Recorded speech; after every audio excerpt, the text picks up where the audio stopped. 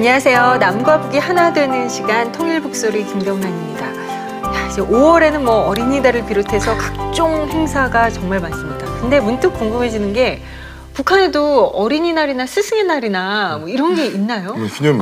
스승의 날보다는 이제 어린이날은 있어요. 6월 1일이라고. 예, 오늘은 6.1절 우리 명절날에서 이제 국제 아동절이라고 있고요. 그리고 북한에만 있는 6.6절 이제 소년단 이제 절이라고 소년단 창립날이 이제 소년단 이제 창립 기념일이라서 그 두 개가 있는데 아동절 하게 되면 그냥 6.1절을만 했는데 여기는 5월 1일. 5월에 뭐가 많아요? 5월에는 없어요. 6월 달에 두 개가 있어요. 북한에는. 그래서 이번 시간에는요, 탈북 청소년 어린이들을 돕고 있는 탈북민 부부를 모시고 이야기를 나눠보려고 합니다. 결혜월 학교를 운영하고 계신 최동현 대표님 그리고 순영옥 원장님 자리해 주셨습니다. 어서 오세요. 반갑습니다. 안녕하세요. 탈북 청소년들이 한국 사회에 잘 적응하기를 바라며 기독교 정신에 입각해 설립한 결혜월 학교를 운영하는 최동현 대표와 순영옥 원장 부부. 남편은 밤이면 택시기사로 일하며 학교 운영비를 보태고 아내는 북한에서의 교사 경험을 살려 학생들을 살뜰하게 돌보고 있습니다. 어려운 여건 속에서도 탈북 청소년들의 선생님이자 멘토, 보호자 역할을 톡톡히 해내고 있는 최동현 대표, 순영옥 원장의 이야기를 들어봅니다. 네. 자, 각각 학교에서 그러면 어떤 역할을 맡고 계신 건지 간단하게 소개를 부탁드릴게요. 먼저 제가 대표님부터. 먼저 소개할까요? 네. 여자분이 먼저 해야 될까요? 아, 레이디 퍼스트. 그러면 우리 원장님부터. 네. 네, 저는 좀 내무를 담당하고 있고요. 네. 또 우리 아이들을 이제 돌보는 건 우리 교사 선생님들이 하고 저는 모든 내무 규정에 따라서 교사 선생님들 또 학생들이 이제 따라주길 원하면서 컨트롤하고 있는 담당을 하고 있습니다. 그렇군요. 안살림 맡고 계시고. 네. 우리 대표님은 어떤 일 하고 계세요? 네, 저는 아이들한테 아빠 같은 존재로서 그들에게 든든한 울타리가 되어주자고자 열심히 이렇게 노력하고 있습니다. 이야, 그래요. 근데 대표님께서 아빠 역할도 하시는데 제가 알기로는 탈북민으로서는 개인 택시 제1호 기사님이시라고 이야기를 들었어요. 예, 모르겠어요. 뭐 혹시 저보다 먼저 하신 분이 소개되지 않았는지. 근데 뭐 저로서도 아마 1호인 것 같아요, 개인 택시로. 오늘도 택시 운전하고 오셨다고 들었는데 맞나요? 네, 맞습니다. 이야. 근데 기사님이 이제 탈북민이란 걸 아시잖아요. 승객들이. 알면 그 반응들이 굉장히 다양할 것 같은데 저 같아도 굉장히 다양할 것 같은데 어떤 거예요, 반응들이? 사실 제가 이제는 택시로서는 한 10년 정도 경력이 되어 옵니다. 근데 제가 처음에 2006년도에 회사에서 택시를 할 때 그때는 그 탈북민이라는 거 알고 그때는 뭐 사실 뭐 여기 한국 분들이 안녕하십니까 말 한마디 해도 아저씨 중국이에요? 아니면 탈북민이에요? 이렇게 반응하거든요. 네. 참 이상합니다. 그래서 그때는 어떻게 이렇게 힘든 일을 하냐. 정부에서 좋은 일자리 좀 안 주나. 뭐 이렇게 말씀하셨댔는데 최근에는 이제는 그 한 5년 정도 이 개인 택시를 하면서부터는 제가 저한테 이렇게 말씀하는 어렵게 또 특히 밤에 하니까 잘 안 보이잖아요. 그러니까 그렇죠. 어르신 혹시 이북이 고향이세요? 뭐 이러시는 분들이 계셔요. 그리고 예. 6.25 때 오셨어요. 뭐 이러시다가 최근에 왔다 그러면은 뭐 100% 다 승객들이 아저씨 대단하십니다. 정착 잘하셨습니다. 하고 이렇게 칭찬을 많이 하시더라고요. 참 거기에 칭찬을 묻고 제가 좀 더 열심히 한 것 같습니다. 아유, 정말 부지런히 사십니다. 밤에 운전하시고 낮에는 또 아버지 역할 해주시고 그 택시기사 그리고 탈북민 대안학교의 대표 이 조합 참 색다르고 그래서 오늘의 이야기가 참 궁금해지는데 그 현장을 저희가 카메라에 담아봤습니다. 함께 보시죠. 결혜월 학교는 지난 2011년에 설립된 기숙형 대안학교인데요. 전국 각지에서 올라온 40여 명의 탈북 청소년, 탈북민 자녀들이 일반 학교에 적응할 수 있도록 돕고 있습니다. 아이들을 24시간 보호해야 하는 만큼 순영옥 원장은 어깨가 사뭇 무겁습니다. 수업이 한창 진행되는 교실 안을 들여다보는 최동현 대표. 야간에 택시 운전으로 고단할 법도 한데 아이들은 언제나 그에게 큰 활력소입니다. 우리 아이들한테 자기가 우선 사랑받는 존재라는 거, 그리고 자기가 행복한 그런 아이라는 거, 이런 마음을 품어주고 그래도 당당한 아이로 이 대한민국에서 정말 바르게 성장할 수 있도록 이렇게 키우려고 합니다. 결의월 학교는 특히 정서적인 치유에 각별한 주의를 기울이고 있는데요. 어린이날을 주제로 그림 그리기에 열중하는 아이들. 그림을 그리며 자신의 생각과 느낌을 표현하면서 상처도 아물어갑니다. 말도 서툴고 겉돌던 아이들이 서서히 변화하기까지 도움의 손길도 이어졌습니다.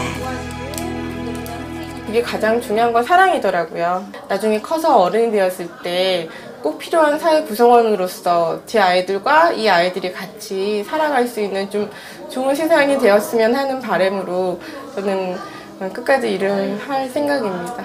일반 학교도 다니면서 일반 학교 친구도 사귀고, 그리고 이렇게 나중에 와서 방과후에서는 친구들이랑 같이 고민도 얘기하고 공부하는 것도 같이 하고, 제가 모르는 거 있으면 멘토 선생님들도 많이 오시고, 그다음에 진로 같은 것도 지금 중3이니까 중요하잖아요.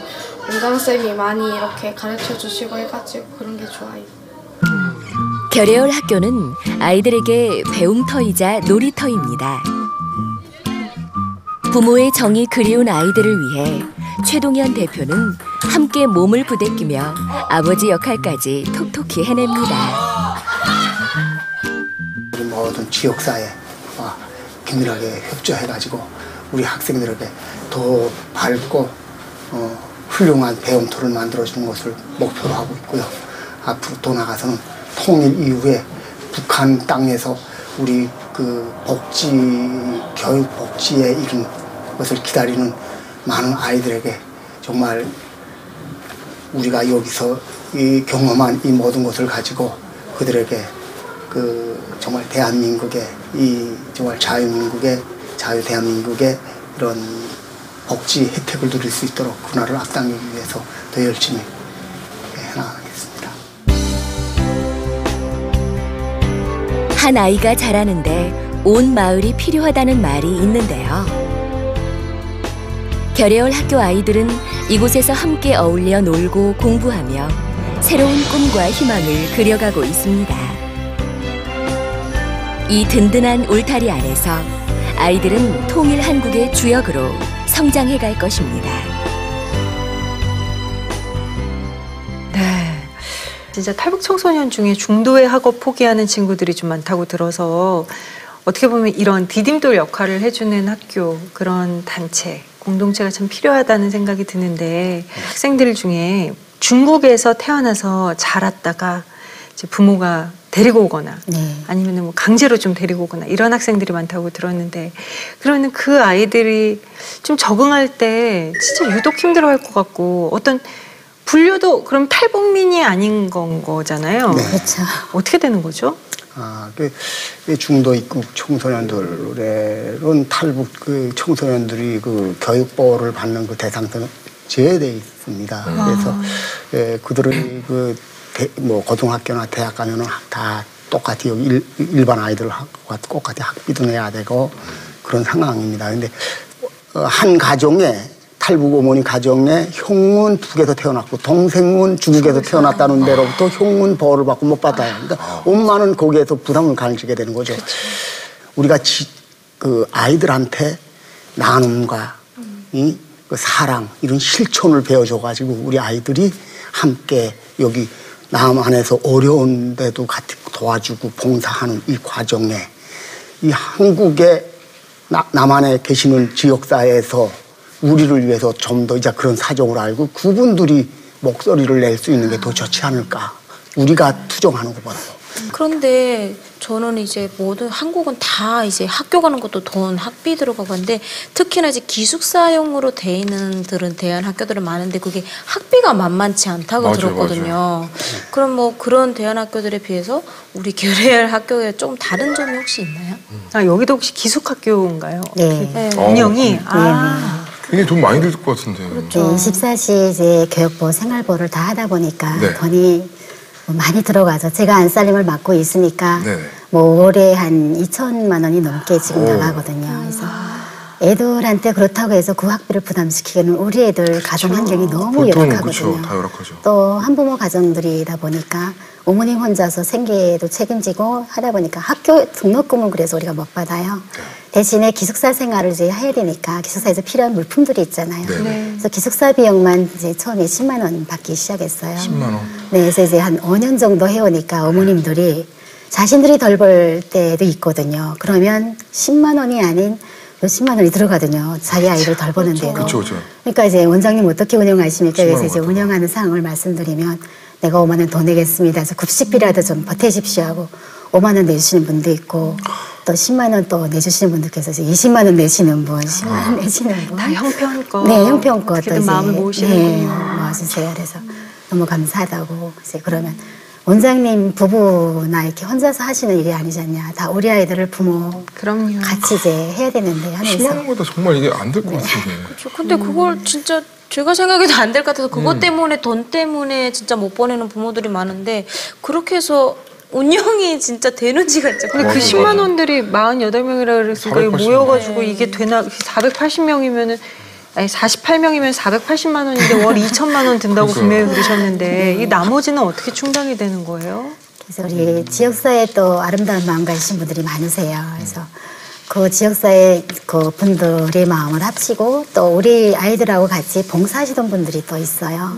그럼 그 봉사하시던 분들이 처음에는 애들을 위해서 오시거든요. 애들을 위해서 모멘터링 학습이라던가 뭐 학교 청소라던가 또 학교에 필요한 물품들 지원을 하시다가 운영사항에 조금 관심을 가지세요. 그래서 제가 어떻게 운영하십니까? 라고 물으면 현 상황에 대해서 이야기를 드려요. 그 우리 가정 형편들 또 우리가 처한 그런 상황들을 이제 말씀을 드리면 네, 뭐 빈통장에서부터 시작을 했는데 이제 제가 매달릴 때는 딱 한 것밖에 없었어요. 하나님 아버지, 우리 둘이 운영할 수 없습니다. 우리도 북에서 온 지 몇 년밖에 안 됐습니다. 이 기간을 운영해 주세요. 제가 처음에 매달린 게 그때. 그래서 지금 우리의 기간에 이렇게 승승장구하고 결혈학교가 그래도 운영이 투철하고 잘하고 있다. 또 아이들을 사랑으로 잘 돌보고 있다라고 칭찬을 받는 게 우리 하나님 아버지께서 우리하고 함께 하시고 우리 아이들을 이제 이끌어 주시고 그래서 채워지지 않냐. 통장이 이상하게 조금씩 채워져요. 지금 그렇게 하고 있는데 지금 시점에 와서는 매달 월 말만 되면 좀 속이 조만해지고 또 걱정이 한순간에 몰려오죠. 그런데 지금은 조금 이제 편안한 마음을 하고 있어요. 또 같이 채워져 가는 우리 많은 이웃들과 또 혼전 선생님들 그리고 또 우리 믿음지간 또 대표님이 기둥으로 버티고 서 계셔서 이렇게 운영해 나갈 수 있지 않냐라는 생각도 해봅니다. 우리 대표님께서 진짜 택시 운전을 하시다가 어떻게 이게 탈북 그 청소년들에게 관심을 가지셔서 이렇게 많이 돕게 됐는지 참 궁금해요. 예, 어떻게 보면은 이게 생업을 위한 그 택시 운전을 하면서 제가 한다는 것 자체가 참 그렇고요. 이거는 제가 한국에 와서 무슨 사명감을 가지고 처음부터 뭐 우리 탈북 아이들을 위한 이런 것을 하겠다고 생각한 게 아니라 제가 개인 택시를 시작하면 할 때 우리 그 순혁 원장은 사회복지 대학을 졸업하고 사회복지사로 활동을 시작했어요. 근데 언젠가 우리 그 거기 학교에 또 지역아동센터에 봉사 오시는 분들 보니까 참 멋지다고 하면서 그분들처럼 살라고. 그러기 때문에 그러면 뭐 도와줘야 되나? 그러니까 이 자동차 가지고 도와주면 된다. 그래가지고 처음에 시작한 게 무슨 또 복사용지, 그다음에 반찬이라든가 이런 것을 차로 싣고 방문을 하기 시작하면서 우리 아이들을 만나게 됩니다. 제가 그렇게 되면서 나중에 우리 큰딸, 맏딸이 그 썼던 그 중학교 때 썼던 일기장도 발견하게 됩니다, 제가. 근데 거기에 보니까, 탈북 어머니들이 아이들을 데려와서 대체로 학교에 입학할 때 선생님들한테 부탁을 한답니다. 모르는 척 해달라. 우리 아이가 북에서 왔다는 거 모르게 해달라. 근데 저희는 그게 없었거든요. 예, 담당 형사님이 데리고 가서 얘네는 이번에 월드컵 때 21명이 배를 타고 왔다 이렇게 소개를 하니까 아이들이 알아버린 거예요. 그러니까 공부만 끝나면은 다른 반 아이들 창문으로 들여다보고 이렇게 빙빙 둘러싸니까 거기서 충격을 받고 첫 한국에 그래서 좀 방황을 했더라고요. 근데 그것을 전혀 우리는 눈치를 못 챘어요. 우리 부부가. 그걸 보고 제가 정말 충격을 먹었어요. 그리고 이게 우리 딸들이 심정과 꼭 같겠구나. 우리 48명의 아이들이 꼭 같겠구나. 그래서 정말 그래서 결심하고 하는데 그러니까 이 과정에 저는 우리 딸들한테 빚을 조금씩 갚는 것 같아요. 네. 그래서 그래요. 열심히 하고 있습니다. 우리 순 원장님 같은 경우는 지금 이렇게 이야기를 하면서도 그 아이들에 향한 사랑이 느껴지는데 원래 이렇게 선생님이 천직이 아닌가 막 이런 마음이 들 만큼 혹시 이렇게 원래 계속 이렇게 탈북 아이들과 어떤 교류나 인연이 있으셨던 거예요? 어떠셨어요? 저도 처음에 이제 2001년도 들어왔을 때는 제 가정에 매여서 그 가정을 어떻게 읽어나갈 것인가 또 내가 처음에 여기 한국에 입국해서는 어떤 일을 잡을 것인가가 굉장히 관건이었잖아요. 네. 그래서 아무리 북한에서 교사하다 왔다 해도 여기서 교사할 수 있는 그런 길은 너무 모르는 거예요. 그렇죠. 그래서 제가 이제 선택했던 게 처음에는 식당이었어요. 식당 직업을 가지고 이제 왜냐하면 식당을 하나 경영을 해봐야 되겠다 해서 돈을 많이 벌어서 우리 아이들만큼은 이 북한에서 정말 멋진 그런 딸들로서 키워보자라는 욕심밖에 없었어요. 어느 한 가정이 울타리 속에서만 살았죠. 한 1년 반 정도 하니까 좀 몸이 많이 망가지기 시작하는 거죠. 뭐 교사를 하다가 시집 가서는 이제 어떤 애들만 돌보는 그런 주부로 살았는데 12시간을 식당에서 일하고 보니까 집에 들어오면 잠을 못 자겠는 거예요.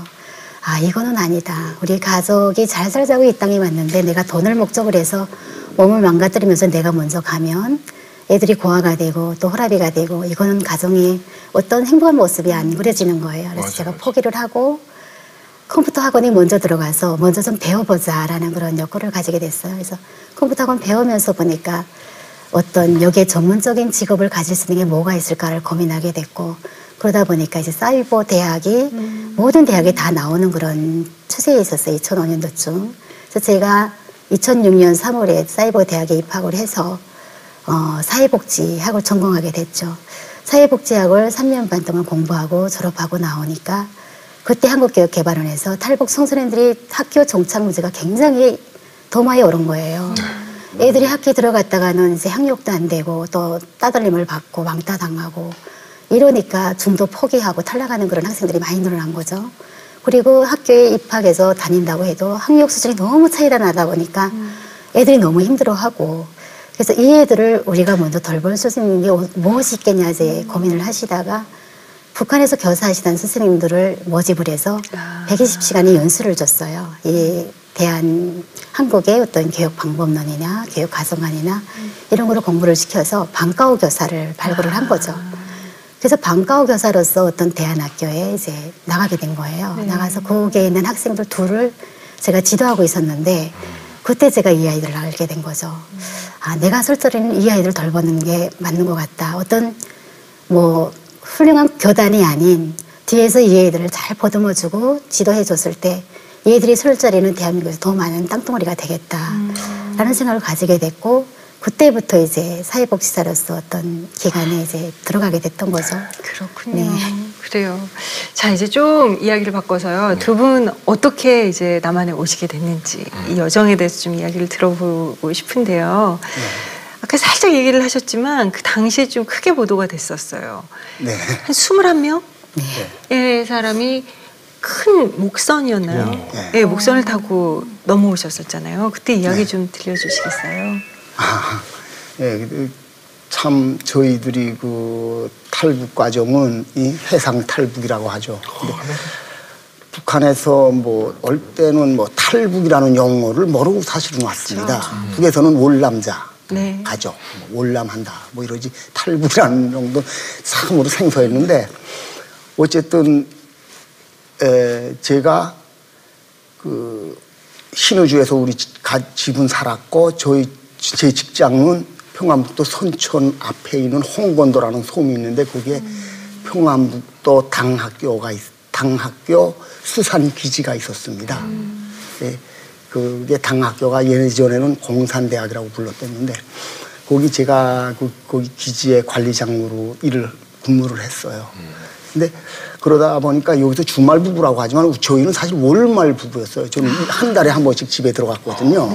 거기 수산 기지에서 계속 살다가 그러면서 거기 해안 경비대 그 군인들도 다 잘 알게 됐고 그분들이 보면은 저한테는 이렇게 꼭 고스란히 붙이고 그랬어요. 제가 높은 위치는 아니지만 어느 날 우리 처남들 둘이 있는데 처남들 둘이 큰 배를 하나 갖다 놓고 계속 있는데 제가 일하는데 지장을 주는 거예요. 거기 그 해안 경비대 군인들이 나가서 뭐 배에서 뭐 서류도 뺏어가고 뭐 나침판도 가져가고 그러면 저한테 또 찾아달라고. 시끄러워가지고 내가 그때 7월 말쯤에 또 한번 월말 부부니까 들어가가지고 이분한테 와이프한테 당신네 그 오빠들 때문에 시끄러워서 내가지고 일을 못하겠다고. 계속 내가 또 어린 군인들한테 가서 또 머리를 조아리면서 그 뭘 뺏겨온 거 찾아주고 그래야 되는데 내가 시끄러워서 막 죽겠다고 그랬더니 뭐라고 하냐면은 이제 아마 그 시끄러운 사람들이 어느 날 갑자기 없어진대요. 그래서 수초 지나지 않고 근데 왜 갑자기 무슨 생각이 나는가? 장인어른이 한국이 고향이니까 이 사람들이 없어진다는 거는 혹시 남한으로 올라가갔다는 거 아니냐 하는 생각이 들어서 일어나서 밤에 새벽에 일어나라 그러고 혹시 저쪽 가나 그때 얘기하는 게 3년 전부터 아버님이 죽어도 고향에 가서 묻고 싶다 그래서 지금 하려고 하는데 나 때문에 못하고 있다. 결심을 못하고 있다.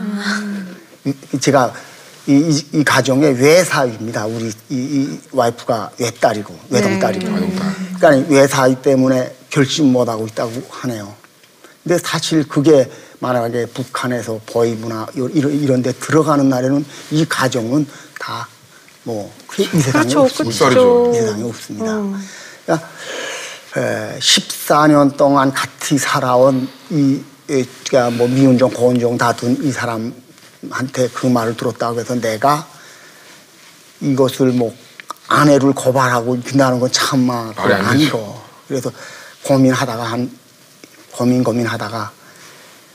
고발하지 말고 이 가정을 살리자. 내가 희생하자. 내가 희생하자 이렇게 결심하고 같이 이렇게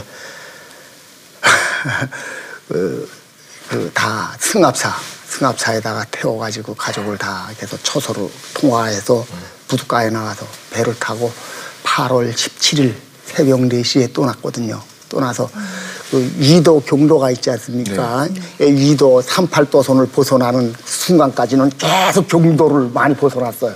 먼 바다로 나갔죠. 나가서 돌아가지고 갓해서 이 대한민국에 무사히 들어오게 됐습니다. 아유, 정말 우여곡절 끝에 고민도 많으시고. 그래요. 정말 우리는 그냥 소설 같은 이야기 정말 그 위도 경도를 벗어나서 이렇게 오셨어요. 정착 과정이 또 그때 그러면 딱 온다고 이제 끝이냐? 이제 또 시작인 거잖아요. 정착 과정이 정말 쉽지 않으셨을 것 같은데 학교 설립하시기 이전에는 어떤 식으로 생활을 하셨던 건가요? 앞에서 이제 우리 순영 원장은 자기가 식당 일도 하고 이렇게 하면서 대학 공부를 하고 이렇게 하지만 저는 와서 어쨌든 한국 사회에 정착하는데 저도 역시 돈 벌어야 된다. 직업 가져야 된다. 그래서 와서 한 일주일 만에 제가 나간 게 뭐 주유소 알바로 시작해서 그다음에 중앙일보 신문 배달을 예, 새벽 3시에 나가서 한 200부씩 돌렸습니다. 정신없이 달려왔어요. 그렇게 하다 보니까 우리 아이들, 우리 딸들의 책가방도 한번 열어봐 주지 못하고 이렇게 죄를 짓고 살았어요. 지금은 택시기사를 하시는데 그래도 좀 보류가 되실 텐데 북한 같으면 사실은 그 운전기사들 있잖아요. 인기가 짱이거든요. 운송수단이 없으니까 사람들이 차를 다 타고 다니잖아요. 남의 차를 빌려서. 그래서 돈벌이 수단으로는 이렇게 짱인데 여기서도 택배를 하시니까. 야, 그냥 운송 일을 하셨네요. 계속 오셔서도 그렇게. 근데 이 학생들한테는 어떻게 보면 아버지 역할이 좀 많이 필요하잖아요. 그분 아이들한테는 최동현 대표님 솔직히 역할도 굉장히 중요하고 그다음에 어깨도 무거우실 것 같은데 그런 부분에서 어떠세요? 우리 학생들한테서? 뭐 제가 처음에는 이 일을 하면서 뭘 그렇게 어디 누구의 도움을 받아야 된다, 어쩌야 된다, 뭐 누구를 찾아가서 도와달라 그래야 된다 이렇게 마음을 먹었댔는데 지금 한 5년 세월이 흐르면서 이 과정을 돌이켜보면은 이 운영은 실제 제가 한 게 아니라 우리 하나님께서 하신 겁니다. 항상 감사의 마음으로 이렇게 하고 또 겸손하고 그 지역사회, 우리 그 동네, 내가 사는 동네에서도 먼저 제가 인사를 하고, 다 이렇게 하면서, 감사의 마음을 갖고 살다 보니까, 뭐, 어깨가 무겁고 힘들고 이것보다도 항상 내가 정말 행복한 일, 내가 정말 행복한 사람이구나. 이 세상에서 내가 정말 존재하는 보람을 느끼게 됩니다. 이 일을 하면서. 이런 남편을 둔 아내의 입장에서 어떠세요? 어떤 마음 드세요? 항상 든든하죠. 북한에서도 그랬던 것 같아요. 이분은 솔직히 8남매 막내였었거든요. 8남매 막내여서 부모님 없이 저하고 만나게 됐어요. 부모님 이미 다 돌아가셨고. 그때 제가 살아보면서 정말 뭐 가진 거 없는 몸만 이렇게 같이 만난 거거든요. 모든 거를 이제 앞에서 나는 할 수 있다라는 그런 자신감 하나는 정말 짱이었어요. 이렇게 밀고 나가고 어려운 것도 개척해 나가는 거 보면서 이분은 어디 섬에 갖다 놔도 살아나갈 뿐이다. 이런 생각을 항상 제가 가지고 살았기 때문에 저도 막 연약한 그런 여자였었거든요. 처음에는 같이 마음이 좀 단단해지고 같이 묻어가게 되더라고요. 근데 좀 이런 한국으로의 어떤 대이행이잖아요. 그런 길을 선택할 때도 처음에는 이제 7남매가 거기 북한에 있다 보니까 이분을 같이 모시고 온다고는 상상도 못했었어요. 못하다가 아버지도 그랬어요. 친정아버지도 여기 충청남도 논산의 고향이신데 사이는 놓고 가자. 왜 사이가 한 명 감으로 해서 형제들이 고통받을 수 있다. 그래서 저는 이제 이분하고 갈라져야 되는 그런 생사기력이 있었던 거죠. 마지막에 이제 놀러 온 날 이분 없으면 내가 한국에 가서 살 수 있을까. 많이 의지하고 살던 분인데 이게 계속 머리에서 떠나지가 않는 거예요. 그래서 제가 그때 이제 이야기하게 됐고 같이 한 배를 타게 됐는데 여기 와서도 이분이 없었으면 아마 제 정착하는 길이 좀 더 멀어지지 않았을까. 그럼 감히 지금 우리 아이들하고 같이 할 수 있을까라는 것도 상상도 못할 거였었는데 항상 제가 힘들 때마다 좀 낮아질 때마다 같이 축여져 주는 분이 우리 대표님이었어요. 그래서 든든한 어떤 기둥으로서의 역할, 버팀목 저는 그렇게 생각하고 항상 감사하죠. 그렇게 어려운 속에서 학교 운영을 하면서도 그래도 나름 이제 보람을 느끼고 하시는데 저는 두 분이 이제 하신 속에서 애들이 이제 성장하는 모습, 변해가는 모습을 보면서 더 큰 보람을 느끼실 것 같아요. 어떠세요? 네. 그렇죠. 우리 아이들이 가서 학교에 가서 뭐 회장도 되고 학급에 그렇죠. 뭐 부회장도 되고 그리고 뭐 어떤 상도 쑥스러우는데 참 저거 막이 멀리서부터 상을 들고 길거리에서 만나서 달려와오면 그리고 이거 자랑하고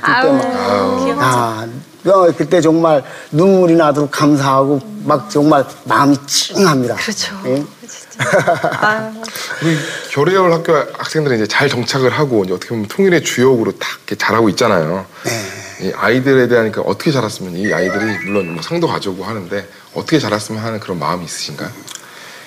저희 학교는 아까도 말씀했지만 기독교 신앙으로 하지 않습니까? 그래서 우리 아이들이 한테 뭐 큰 욕심이 없어요. 우리 아이들 속에서 이제 거기 뭐 좀 신학대학도 나와갔다 그런 아이들이 생기면 좋겠어요. 그래서 다행히 이번에 또 뭐 아이들 데리고 해외 선교도 가보고 그 의료 선교도 가보고 그렇게 하면서 아이들이 정말 자기가 사랑받는 존재라는 거 이것을 알고 당당하게 살고 그랬으면 좋겠어요. 아유, 듣기만 해도 마음이 이렇게 따뜻해지고요. 나도 뭔가 이 결의월 학교에 뭐 좀 동참하고 싶다 하시는 분들도 계시지 않을까. 나의 달란트를 좀 어떻게 사용하고 싶다 하시는 분들은 뭐 어떻게 하면 좋을까요? 함께 참여할 수 있는 방법? 뭐 우리 결의월 학교가 홈페이지도 있습니다. 그 홈페이지를 통하면은 거기에 우리 학교를 도와줄 수 있는 그런 방법이 거기에 홈페이지를 통해서 나올 수 있습니다. 결의월 학교라고 치면 되나요? 예, 결의월 학교라고 네이버 창에 결의월 학교라고 하는 네. 홈페이지가 뜨거든요. 그러면은 거기 활용하셔가지고 오셔도 되고요.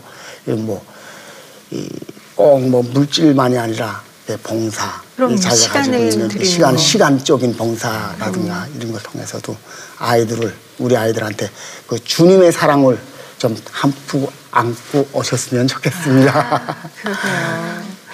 끝으로 두 분의 앞으로의 그 하나님께서 주신 꿈, 비전 나누실 수 있으면 좀 함께 나눠주시면 감사하겠습니다. 네, 뭐 저는 한국에서의 산 13년 세월이 북에서 산 40년 세월보다 더 나를 성숙하게 만들었고 정말 진짜 사랑과 배려, 나눔이 뭔지 한국에 와서 배웠습니다. 저는 오로지 여기 한국에 와서 이래도 내가 누군가를 위해서 나의 작은 것을 희생할 수 있고 이런 게 우리가 이 한국이 대한민국에 와서 우리가 그 교회를 통해서 그 성경 말씀을 통해서 우리가 배우지 않았나 이렇게 생각됩니다. 그래서 저는 앞으로 꿈이 우리 지금 하고 있는 결의월 학교를 그 통일이 그날까지 더 크게 더 아이들한테 더 행복한 배움터로 만들어주는데 최선을 다할 것이고요. 통일 후에도 우리 북에서 기다리는 이런 교육 복지의 손길을 기다리는 아이들이 얼마나 많겠습니까? 그럼요. 그 애들을 위해서 더 큰 일을 할 수 있는 그런 믿음의 초석으로 튼튼히 자라나고 있습니다. 우리 순 원장님 이야기도 듣고 싶어요. 네, 저도 뭐 대표님 생각하고 비슷하고요. 또 우리 아이들이 지금은 우선이잖아요. 그래서 우리 아이들이 지금은 각기 꿈이 다 있어요. 처음에는 꿈에 대해서 너 뭐 하고 싶어 하면 말을 못하고 생각 안 해봤어요 하던 애들이 뭐 대통령도 하겠다 그러고 뭐 변호사도 하겠다 그러고 경찰, 뭐 무용가, 뭐 디자이너 꿈이 굉장히 다양하거든요. 그래서 저는 우리 애들이 최고가 되는 걸 원하지는 않아요. 최고가 아닌 매사에 최선을 다해서 하루하루를 이제 수놓아서 살면서 자기가 즐거워하고 행복한 그런 일을 할 수 있는 그런 아이들로 좀 자랐으면 좋겠고 또 그날까지 우리 아이들과 또 우리 선생님들과 함께 계속 우리 아이들을 위해서 미래를 버팀목 해줄 수 있는 그런 디딤돌로 좀 살고 싶고요. 또 통일될 날 우리 아이들도 멋진 그런 애들이 다 되어 있을 거잖아요. 그 애들하고 같이 북한으로 가서 또 다른 복지 기관을 하나 설립을 해서 복지로 인해서 이제 고통받는 우리 북한 주민들 또 뭐 필요하는 그런 사람들한테 우리가 먼저 다가가서 복지를 실현할 수 있는 그런 복지사로서의 삶을 살고 싶은 생각입니다. 아유, 그러니까 뭐 남한은 꼭 도와주는 자, 북한은 도움을 받는 자가 절대 아니에요. 그런 얘기를 하자는 게 아니고요. 그 모든 것에는 때가 있다 그러잖아요. 정말 내가 심을 때가 있고 거둘 때가 있고 내가 나눌 때가 있고 내가 받을 때가 있고 맞아요. 이 모든 때를 봤을 때 우리가 정말 사랑을 베풀어야 할 때 내가 또 사랑을 받는 순간이 있다면 또 사랑을 이렇게 베풀었을 때 더 큰 열매로 자라날 수 있는 우리 청소년들 또 특히나 많이 이렇게 외면당해서 조금은 작아져서 위축되고 좀 어두워진 그 청소년들 탈북 청소년들에게 우리가 가진 것들을 나눠주면 그것들이 정말 엄청난 열매가 돼서 우리가 맨날 그러잖아요. 살기 좋은 나라가 돼야 되는데 좋은 나라가 돼야 되는데 바로 그 아이들에게 사랑을 주는 것이 정말 좋은 나라를 일구어가는 가장 좋은 길이 아닐까라는 생각 또한 해보게 됐습니다. 두 분 함께 해주셔서요. 저희 마음이 진짜 따뜻해졌어요. 감사합니다. 그리고 두 분이 정말 말씀이 점점 더 이렇게 말씀을 점점 더 잘하는 순간에 이렇게 마무리하게 돼서 아쉬워요. 다음에 이렇게 따로 만났으면 좋겠어요. 고맙습니다. 예, 그래요. 항상 지켜봐 주시고 네. 가져주세요. 네, 오늘 나와주셔서 감사합니다. 네, 감사합니다. 네, 남과 북이 하나 되는 시간 통일 북소리 오늘 시간은 여기까지입니다. 저희는 다음 주에 다시 찾아오겠습니다. 고맙습니다.